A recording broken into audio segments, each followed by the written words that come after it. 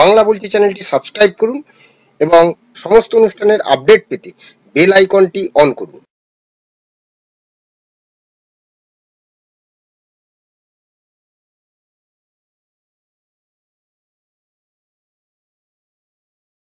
নমস্কার, বাংলা বলছি চ্যানেলে আপনাদের স্বাগত। আমি বিপ্লব দাস। রাত পোহালেই সপ্তম তথা শেষ দফার নির্বাচন, এই বাংলার 9টি কেন্দ্রে নির্বাচন, কিন্তু প্রচার পর্ব শেষ হয়ে গেছে গত বৃহস্পতিবার সন্ধ্যে 6টায়। তারপরে আমরা নজর করছিলাম যে এই বাংলায় তৃণমূল কংগ্রেসের যত 42টি কেন্দ্রেই মমতা বন্দ্যোপাধ্যায় এবং অভিষেক বন্দ্যোপাধ্যায় যে পরিমাণ, অভিষেক বন্দ্যোপাধ্যায় প্রায় 70টির উপরে সভা করেছেন, সভা এবং রোড শো মিলিয়ে। মমতা বন্দ্যোপাধ্যায় তো সেঞ্চুরি পার করে দিয়েছেন। কিন্তু দেখা গেল যে গত পঞ্চম দফার নির্বাচনে শ্রীরামপুর, অর্থাৎ কল্যাণ বন্দ্যোপাধ্যায়ের যে কেন্দ্র শ্রীরামপুর, সেই শ্রীরামপুর কেন্দ্রে অভিষেক বন্দ্যোপাধ্যায় না সভা না কোনো রোড শো করেছেন। তেমনি সপ্তম পর্যায়ে যে নির্বাচন, সেই সপ্তম পর্যায়ের নির্বাচনেও আমরা দেখলাম কলকাতার দুই কেন্দ্র, একটি হচ্ছে কলকাতা উত্তর এবং দমদম, এই দু কেন্দ্রেও কিন্তু অভিষেক বন্দ্যোপাধ্যায় প্রচারে যাননি। কেন? তাহলে কি সেই তৃণমূলের নবীন প্রবীণের দ্বন্দ্ব এবং অভিষেক বন্দ্যোপাধ্যায় সব সময় যেটা চাইতেন যে যারা প্রবীণ তারা অবসর নিক, তারা দলে থেকে পরামর্শ দিক, তারা পরামর্শদাতার কাজ করুক, প্রবীণদের উঠে আসার সুযোগ করে দিক। কিন্তু দেখা গেছে যে 3 প্রবীণ প্রার্থী, যাদের মধ্যে রয়েছেন সৌগত রায়, সুদীপ বন্দ্যোপাধ্যায় এবং কল্যাণ ব্যানার্জি, এই তিনজনকে নিয়ে কিন্তু তৃণমূলের টিকিট দেওয়ার আগে একটা নবীন প্রবীণের দ্বন্দ্ব আমরা দেখেছিলাম। সেই নবীন প্রবীণের দ্বন্দ্বের কারণেই কি অভিষেক বন্দ্যোপাধ্যায় এদের এই কেন্দ্রগুলিতে প্রচারে যাননি? বৃহস্পতিবার সন্ধ্যে 6টা পর্যন্ত যে প্রচার পর্ব চলেছে, সেখানে অভিষেকের জনসভা বা রোড শো কিন্তু উত্তর কলকাতা বা দমদমে হয়নি, বা কোনো পরিকল্পনাও ছিল না।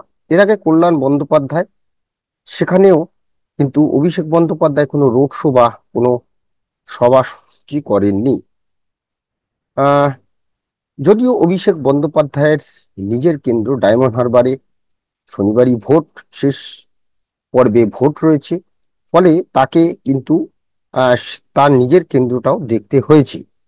কিন্তু এই 3 কেন্দ্রে যে অভিষেক বন্দ্যোপাধ্যায় গেলেন না, সেখানে কিন্তু অভিষেক বন্দ্যোপাধ্যায় যারা অনুগামী, তাদের মনেও একটা প্রশ্ন, এবং শুধু অভিষেক বন্দ্যোপাধ্যায় অনুগামী বললে ভুল হবে, তৃণমূল তো বটেই, অন্যান্য দল এবং সাধারণ মানুষও কিন্তু এই ব্যাপারটি নজর এড়ায়নি।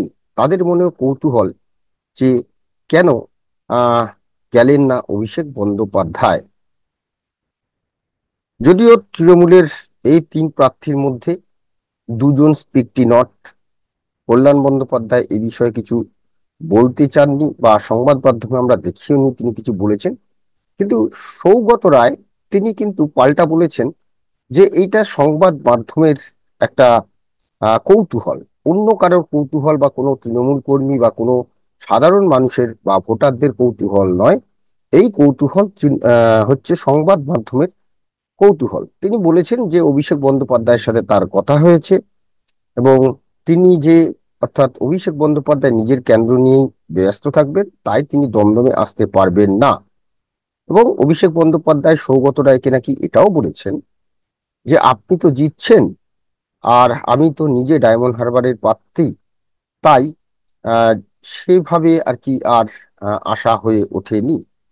কিন্তু আমরা যদি দেখি যে হ্যাঁ, সত্যি অভিষেক বন্দ্যোপাধ্যায় তার নিজের কেন্দ্রের সঙ্গে সঙ্গে শনিবার অন্যান্য কেন্দ্রে শনিবার তার নিজের কেন্দ্রে ভোট হলেও প্রচার পর্বের শুরু থেকে সারা রাজ্যে জনসভা, রোড শো হ্যাঁ করেছে, তার নিজের কেন্দ্রে সময় দিতে পারেননি।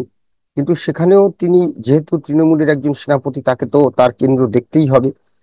আর কিন্তু তিনি ডায়মন্ড হারবারের প্রচারের পাশাপাশি তিনি গেছেন বসিরহাটে, হাজী নুরুলের সমর্থনে বাদুড়িয়া জনসভা করেছেন, বারাসাতের প্রার্থী তৃণমূলের কাকুলি ঘোষ দস্তিদের সমর্থনে রোড শো করেছেন। শুধু বাদ পড়ে গেল কলকাতা উত্তর এবং দমদম। এখন প্রশ্ন হলো যে সৌগত, কল্যাণ এবং সুদীপ, দলের অভ্যন্তরে এই তিনজনের সঙ্গে যে রসায়ন, তা নিয়ে কিন্তু বহু মত রয়েছে। কারণ আমরা দেখেছিলাম যে অভিষেক বন্দ্যোপাধ্যায় প্রকাশ্য রাজনীতিতে অবসরের বয়স নির্দিষ্ট করার পক্ষে সওয়াল করেছিলেন, আর তখন মমতা বন্দ্যোপাধ্যায় বলেছিলেন মনের বয়সটাই আসল।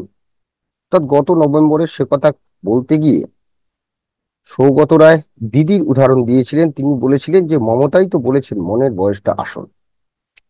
আর সুদীপ বন্দ্যোপাধ্যায় উত্তর কলকাতা কেন্দ্রের প্রার্থী। তিনি কিন্তু সত্যি সত্যি তার প্রচার হয়তো তিনি করেছেন, কিন্তু তার প্রথম দিকে তার যেটা আহ, একটু সবসময় সুদীপ বন্দ্যোপাধ্যায় নিজেকে একটা কর্পোরেট নেতা ভাবেন, যেটা তার কেন্দ্রের ভোটাররাও বলে থাকেন। কারণ তিনি তার কথার মধ্যে সবসময় একটা কি বলবো যে আত্ম অহংকার সবসময়, যে তিনি লোকসভার নেতা, তিনি নরেন্দ্র মোদীর উল্টো দিকে বসে কথা বলেন, তিনি নরেন্দ্র মোদীর সঙ্গে কথা বলেন। হ্যাঁ, মানে তার সবসময় কথার মধ্যে একটা একটা গাম্ভীর্য, একটা বিষয়। এবং তার যে এই যে উদ্ধত্ত, মানে একটা অন্য রকম উদ্ধত্ত, এটা কিন্তু সাধারণ তৃণমূল কর্মীদের কাছেও প্রশ্ন, যে দল আগে না তার ঔদ্ধত্য আগে। তিনি যেভাবে কথা বলেন, তো তিনি তাই নিয়ে চলছিলেন। কিন্তু ধীরে ধীরে ধীরে ধীরে তার বিরুদ্ধে যিনি প্রার্থী হয়েছেন, বিশেষত বিরোধী প্রার্থী তাপস রায়, তিনিও তো তৃণমূলের ক্যান্ডিডেট, এবং তাপস রায়ের সংযোগ ক্ষমতা কিন্তু অসাধারণ উত্তর কলকাতায়। এবং তিনি তিনবারের বরানগরের বিধায়ক, এছাড়া তিনি বিদ্যাসাগর এবং বড়বাজারের বিধায়ক ছিলেন, দুবারের কাউন্সিলর ছিলেন। তার একটা পরিচিতি কিন্তু উত্তর কলকাতায় রয়েছে, এবং শীতে শুধু এই পরিচিতি নয়, তিনি সেখানকার ভূমিপুত্র।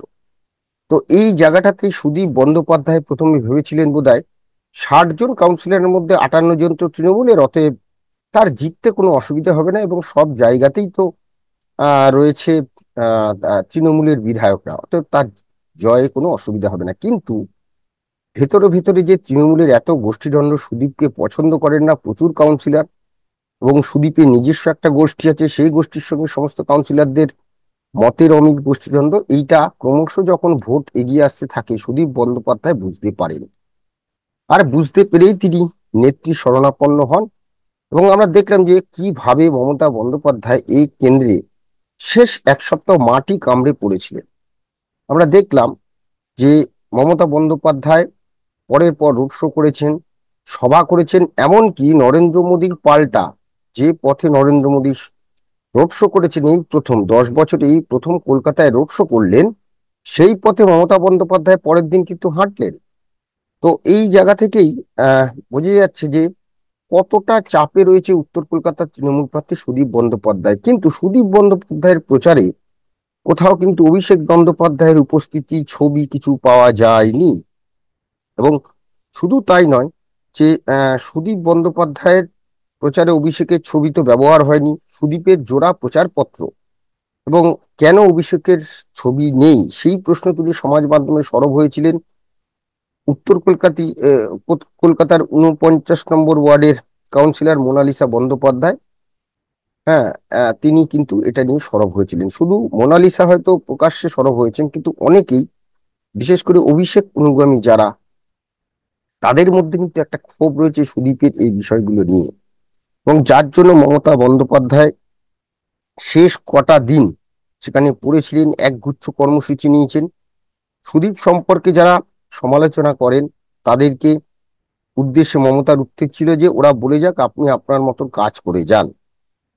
তো এখন শেষ দিনে দেখা গেছে যে সুদীপের সঙ্গে যে কুণাল ঘোষের একটা অহিনকুল সম্পর্ক ছিল, এবং যেটা নিয়ে ইনফ্যাক্ট বিতর্ক হয়েছিল একটি রক্তদান শিবিরে। তাপস রায় এবং কুণাল এক মঞ্চে ছিলেন, এবং তাপস রায়ের প্রশংসা, কুণালকে তার পদ থেকে সরিয়ে দেওয়া হয়েছিল। তারপরে যথারীতি আবার কুণালকে তার পদ ফিরিয়ে দেওয়া হয়। কিন্তু সেই কুণাল ঘোষকে শেষ দিনে মমতা বন্দ্যোপাধ্যায়কে কিন্তু আলাদা করে ডেকে সুদীপ কুণালের সঙ্গে কথা বলতে হয়েছিল। অর্থাৎ এই যে উত্তর কলকাতার তৃণমূলের নিজেদের সমীকরণ ঠিক নেই, এইটা কিন্তু দমদমার ক্ষেত্রে যতটা প্রযোজ্য নয়, বা কল্যাণ বন্দ্যোপাধ্যায় শ্রীরামপুরের ক্ষেত্রে যতটা প্রভাব ফেলবে না, ততটা তার থেকে কিন্তু বেশি প্রভাব ফেলবে এই উত্তর কলকাতায়। উত্তর কলকাতা কিন্তু এই অভিষেকে না আসাটা, এটা কিন্তু একটা বড় জল্পনা তৈরি করেছে ভোটারদের মধ্যে। এবং সুদীপ বন্দ্যোপাধ্যায়কে নিয়ে অভিষেক বন্দ্যোপাধ্যায়ের কিন্তু কোনো রকম প্রতিক্রিয়াও দেখা যায়নি, এবং সুদীপ বন্দ্যোপাধ্যায় এই বিষয়ে কিন্তু স্পিকটি নট ছিলেন। তো এখন দেখা যাক যে সৌগত, সুদীপ এবং কল্যাণের প্রচারে অভিষেক বন্দ্যোপাধ্যায় ছিলেন না, এবং এই তিন কেন্দ্রে এই তিন কেন্দ্রে আহ তিন প্রার্থী, তৃণমূলের তিন প্রার্থী কি তাদের ক্যারিশমার জোরে, মমতা বন্দ্যোপাধ্যায়ের ক্যারিশমার জোরে জয় হয়ে আসবে? সেদিকেই আপাতত ভোটের শেষ লগ্নের প্রচার শেষ, এবং শেষ দফায় নির্বাচনে এটাই দেখার। 4ই জুন সেই উত্তর মিলবে। আপাতত আমাদের এই আলোচনা নিয়ে আপনাদের মতামত কমেন্টস বক্সে জানাবেন। ভালো লাগলে অবশ্যই লাইক দেবেন। সবাই ভালো থাকবেন। নমস্কার।